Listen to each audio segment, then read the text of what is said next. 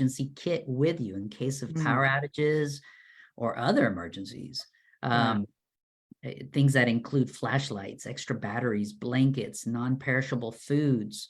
If you have a fireplace, stock up on a couple of days worth of wood. When Snowmageddon hit us, we were without power for over 50 hours. Yeah, it was quite devastating. Thankfully, we had friends that called us immediately and had us come over. But we had to come back and check on the house to see if everything was in working condition, that no pipes burst.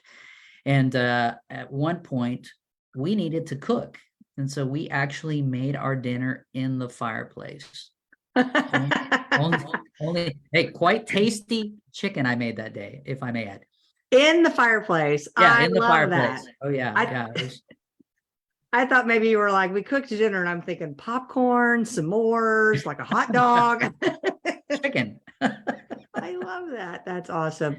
And I have to say, okay, so Stanley is like that firewood kind of guy, right? Like if it's getting cold outside, he always wants to have plenty of firewood.